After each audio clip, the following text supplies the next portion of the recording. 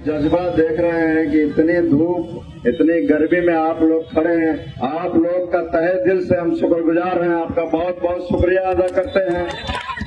2-3 दिन से पिछले जाग करके हम बहुत ज्यादा बात नहीं करेंगे, थोड़ा सा आप लोगों का वक्त लेंगे कि पिछले 3 दिन से हम सोए नहीं और यहाँ की तैयारियों में लगे थे। पूरा दिल्ली मोड़ से लेकर के कुमरौली तक हमने रोड को सजाने का काम किया। आप लोगों को इतनी धूप और इतनी गर्मी में यहाँ इकट्ठा करने का काम किया, आप लोगों को परेशान किया। पहले तो सबसे पहले आप अपने नेता को यहाँ देखने आए थे, आप उसको देख नहीं पाए, उसके लिए हम आपसे माजरत चाहते हैं, तहे दिल से आपसे इसके लिए हम माफी मांगते हैं। लेकिन आपको ये भी विश्वास दिलाते हैं कि बहुत जल्द इंशाअल्लाह ताला अगले आने वाले 10 से 15 दिनों के अंदर हम लोग यही असराहा का मदरसा मैदान होगा और हमारे शेरे हिंद बैरिस्टर जनाब असदुद्दीन ओवैसी साहब आप लोग के बीच आने का जल्द हम उनको लाने का यहाँ काम करेंगे। आप लोगों ने देखा कि किस तरह से उनके काफिले को, जबकि यहाँ 9 बजे का उनको दिल्ली मोड़ से निकलने का टाइम था, लेकिन 11:30 बजे तक उनको वहाँ से निकलने नहीं दिया जाता है, क्योंकि उन लोगों को मालूम था कि यहाँ से निकल करके ये पतले छोटे सड़क से होते हुए बिस्बी होते हुए कुमरौली जाना है और 4 बजे की एक सभा महुआ में रखी गई है। तो उनको पता था कि अगर इनको 1-2 घंटा यहाँ लेट कर देंगे तो ये बीच में कहीं नहीं रुकेंगे, सीधे एक सभा करेंगे और चले जाएंगे। हम उन लोगों को एक बात कहना चाहते हैं कि तुमसे पहले जो एक शख्स यहाँ तख्त नशी था, तुमसे पहले जो एक शख्स यहाँ तख्त नशी था, उसको भी अपने खुदा होने का इतना ही यकीन था। तो आप फिक्र मत कीजिए, आपको ये खुदा होने का यकीन है। ये बहुत जल्दी आपके सर से ये बुखार अगले महीने बिहार की आवाम, दरभंगा में बहुत जल्द आपके सर से ये बुखार उतार देगी, बहुत जल्द आपको आईना दिखाने का काम करेगी। आप आज तो रोकने में कामयाब हो गए, हमारे रास्ते को रोक दिया आपने, लेकिन केवटी के आवाम के दिलों से कैसे रोक के दिखाइएगा, हम भी देखेंगे अगले महीने हमारी आवाम से कैसे मिलने से आप हमको रोक सकते हैं और हमारी आवाम भी आपको बताने का काम करेगी। आप फिक्र मत कीजिए, आपका जो है बुखार है ये बहुत जल्दी हमारी केवटी की आवाम उतार देगी। और गुजारिश करूंगा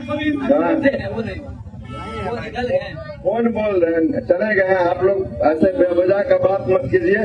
और आप लोगों से आज हम ज्यादा बहुत बात नहीं करेंगे क्योंकि आप लोग पहले से थके हुए हैं। आप लोग का बहुत बहुत शुक्रिया अदा करते हैं। और एक बात आप लोगों को हम जरूर कहना चाहेंगे कि आने वाले समय में इलेक्शन है आपके सामने, आप लोग बिल्कुल सोच समझ करके अपने अधिकार का, अपने वोट का आप फैसला लीजिए। हम आप किसी को जिताने के लिए, किसी को हराने के लिए, सेकुलरिज्म के नाम पे कुर्बान होने के लिए अब बिहार का मुसलमान तैयार नहीं है। खास के दरभंगा, मिथिलांचल, सीमांचल का मुसलमान बिल्कुल भी हम कुर्बान होने के लिए तैयार नहीं है। ये भाजपा, ये कांग्रेस, ये जदयू, ये राजद के लोग मुसलमानों को सिर्फ और सिर्फ कांग्रेस के सिर्फ और सिर्फ जो है हम लोगों को भटकाने का काम कर रहे हैं, हम लोगों को गुमराह करने का काम कर रहे हैं, सिर्फ और सिर्फ सेकुलरिज्म के नाम पर हमको कुर्बान करते चले आ रहे हैं। आज आप देखिए कि हिंदुस्तान में आज मुसलमानों के साथ खास तौर पे कहीं कोई मामला पेश आता है तो ये सारे लीडर, ये सारे नेता आपके साथ कहीं खड़े होने का काम नहीं करते हैं, आपके लिए कुछ बोलने का काम नहीं करते हैं। आपने देखा उत्तर प्रदेश का मामला आपके सामने आया, तेजस्वी यादव से किसी ने मीडिया में पूछ लिया कि आई लव मोहम्मद पर आपका क्या कहना है, तो कहते हैं कि हमारा ध्यान बिहार पर है। आपने सुना है कि नहीं सुना है? जरा जोर से एक बार कहिए, उनका ध्यान बिहार पर है, तो इस बार बिहार की आवाम का भी ध्यान तुम पर बना हुआ है। पिछले 3 महीना से हम लोग जिस तरह से महागठबंधन का हिस्सा बनने की कोशिश कर रहे हैं, सांप्रदायिक शक्तियों को, बीजेपी भाजपा के लोगों को रोकने की जो हम लोग कोशिश कर रहे हैं कि सेकुलर वोटों का बिखराव नहीं हो। आपने देखा कि किस तरह से हम लोगों ने कई बार चिट्ठी लिखा हमारे प्रदेश के अध्यक्ष जनाब अख्तरुल ईमान साहब ढोल नगारे के साथ लालू आवास के बाहर पहुंचे, लेकिन इन लोगों ने दरवाजा खोलने का काम नहीं किया, क्योंकि ये मुसलमानों को सिर्फ और सिर्फ इस्तेमाल करना चाहते हैं। 18% का वोट लेना चाहते हैं, लेकिन उसकी हिस्सेदारी तय नहीं कर रहे हैं। आज आप देखिए दरभंगा मिथिलांचल के मधुबनी की सरजमीन से ये जो आपके चारों पांचों कद्दावर नेता बने हुए हैं, आज आपके वोटों का, आज आपके विश्वास का ये लोग सौदा करने का काम करता है। नहीं तो अब्दुल बारिक सिद्दीकी साहब, फातमी साहब जैसे लोगों से हम पूछना चाहते हैं कि मुसलमानों की हिस्सेदारी 42 सीटों की बनती है बिहार में, आप अपने आका के सामने अपनी जबान क्यों नहीं खोलते हैं? आप कुछ बोलने का काम क्यों नहीं करते हैं? 2-2.5% का सहनी समाज का आदमी डिप्टी सीएम बनने की मांग करता है, 30 सीट मांगता है, हमारी बस 2 सीटों की हैसियत बनकर रह गई है बिहार में। क्या हम लोग 18% के लोग, हमारी 42 सीट की हिस्सेदारी बनती है। तेजस्वी यादव भी कहता है ना कि जिसकी जितनी भागीदारी उसकी उतनी हिस्सेदारी, हमारी भागीदारी 42 सीटों की बनती है। लाओ हमारी 42 सीटें, तो हमारी 42 सीटें।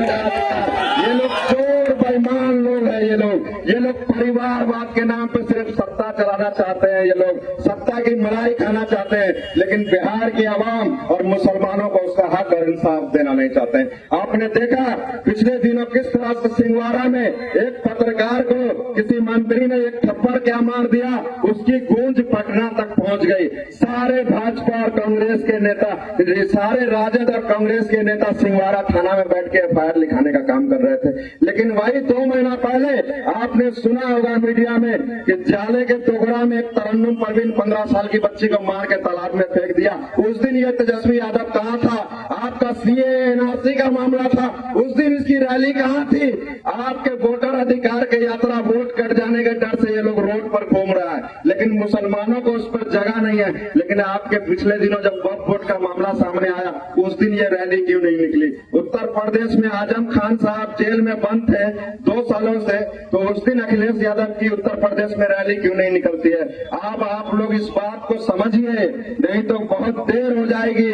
ऑलरेडी हम लोग जो है सियासत से बिल्कुल बाहर हो गए हैं। अब हम लोग को सियासत में अपनी हिस्सेदारी कायम करनी है, अपनी भागीदारी कायम करनी है।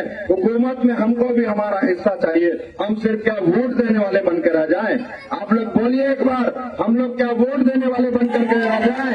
इसलिए मैं कहता हूं, हमारी पार्टी भी कहती है कि सबने दिया है हमको चोट, अपनी पार्टी अपना वोट, सबने दिया है हमको चोट। आप लोग से हम गुजारिश करते हैं कि आने वाले समय में आप लोग बिल्कुल सोच समझ के अपने गांव के एजेंटों को आप पहचानिए, अपने गांव के दलालों को आप पहचानिए कि आपको भटकाने और आपको जो है रास्ते से अलग करने के लिए जब ये लोग आपकी बस्ती में आते हैं और आपको डर दिखाएंगे कि इसको वोट दीजिएगा तो वो जीत जाएगा, उसको वोट दीजिएगा तो वो हार जाएगा, ये सिर्फ मुसलमानों की जिम्मेदारी है बिहार में। आप चिराग पासवान जैसे लोगों से क्यों नहीं सीखते हैं? आप मुकेश सहनी जैसे लोगों से क्यों नहीं सीखते हैं कि 2.5-3%, 4% का मालिक होकर के भी बगावत करता है, चुनाव लड़ जाता है? चिराग पासवान 2020 में चुनाव लड़के हार गया ना, 2024 में क्यों उसको सरकार ने हिस्सा दिया 5 सीटों से और केंद्र में मंत्री बनाया? क्योंकि उसके बरादरी के लोगों का उसके पीछे हाथ था। तो आप लोग भी समझिए कि 2.5-3% का लोग, 2.5-3% का बिरादरी का, समाज का आदमी हार करके भी सरकार में अपनी हिस्सेदारी तय कर लेता है। हम आप 18% हैं। बीते इतिहास उठा के देखिए, बिहार का मुख्यमंत्री भी एक मुसलमान रहा है, लेकिन आप आज समझो, आज हमको आपको ये सपना लगता है कि फिर कोई मुसलमान बिहार का मुख्यमंत्री बन सकता है क्या? लेकिन मैं आपको यकीन दिलाता हूं कि बिहार का मुख्यमंत्री इंशाअल्लाह ताला हम लोग अख्तरुल ईमान को बनाने का एक दिन काम करेंगे। आप 40 सीट जीत करके आइए, बिहार का मुख्यमंत्री अख्तरुल ईमान बनेगा। ये जो सारे सेकुलर के पार्टी के नेताओं का ये कहते हुए हम सुनते हैं कि मुसलमान जो है सरकार में ताले की चाबी है, लेकिन हम उन लोगों को कहना चाहते हैं कि आपकी ये गलतफहमी बहुत जल्दी दूर हो जाएगी। मुसलमान बिहार का सरकार में ताले की चाबी नहीं, पूरा का पूरा ताला है जो है, क्योंकि एक ताले की 10 चाबी हो सकती है, लेकिन एक अभी का 10 ताला नहीं हो सकता है। इसी तरह आज मुसलमानों की जरूरत हर पार्टी को है। जो प्रशांत किशोर का ढोंग देखते हैं स्टेज पे चढ़ के इकरा रब्बी इसमें पढ़ने लगते हैं, कोई मेरा पत्रकार भाई और उस स्टेज पे बैठे या सामने देखे दर्शक से एक बार बोलिएगा कि जरा पूरा पढ़ के बता दे। हमको तुम्हारे जैसा कायद नहीं चाहिए जो तुमको 2 लाइन सिखा दे और स्टेज पे बढ़ के पढ़ लो जो है। हमको तो हमारा ऐसा कायद चाहिए जिसको वजू का भी, तहारत का भी, नमाज का पूरा मुकम्मल तरीका मालूम हो। और अल्हम्दुलिल्लाह हम लोगों के पास एक ईमान वाले की शक्ल में जो कुरान हदीस की रोशनी में हमसे बात करता है, हमारे मुद्दों पे मुखर होकर के सड़क से संसद तक लड़ता है, हमको हमारा कायद मिल चुका है जनाब बैरिस्टर असदुद्दीन ओवैसी साहब के रूप में। हम लोग को उनको ही अपना कायद मानना है। और आप लोग से हम पुरजोर अपील करते हैं कि आप लोग जहां भी बैठे ऐसे लोगों से आप सवाल जरूर पूछिए जो आपको भटकाने का, बरगलाने का काम करता है। आप लोग को अब ज्यादा हम रुकेंगे नहीं इस चिलचिलाती धूप में। आप लोग भी परेशान हो रहे हैं। एक छोटी सी बात करके हम अपनी बात खत्म करते हैं कि आप एक लाइन सुनिए कि हम आ भी करते हैं तो हो जाते हैं बदनाम, हम आ भी करते हैं तो हो जाते हैं बदनाम, वो कत्ल भी कर दे तो चर्चा नहीं होता। इस देश में 2 तरह का कानून चलाया जा रहा है, सेम केस सेम मामला। आप कन्हैया कुमार इलेक्शन लड़ रहे हैं, आजाद होकर के घूम रहे हैं, खुली हवा में सांस ले रहे हैं, लेकिन वही 4-5 नाम आप देखिए इंटरनेट यूट्यूब खोल के 2-2, 2,500 हजार दिनों से जेलों में बंद है। क्या उनका यही कसूर है? उनका यही कसूर है कि आप लोग जो आप सेकुलर पार्टी के जैसे लोगों को सत्ता में बिठाने का काम करते हैं। हम ये बात अब बखूबी समझ में आ रही है और उम्मीद करते हैं कि आप लोग भी इस बात को समझिए। बहुत बहुत शुक्रिया आप लोगों का। और आप लोग से हम आग्रह करते हैं, आप लोग से दरख्वास्त करते हैं कि आप लोग कुमरौली की मजलिस में पहुंच के उस मजलिस को भी आप लोग कामयाब कीजिए। बहुत बहुत शुक्रिया आपका। बहुत बहुत शुक्रिया। मैं नौजवानों से कहता हूं कि अब शकील रहमान साहब यहीं रुके आप और तस्वीर लें, सोशल मीडिया देखिए, मीडिया तो हमें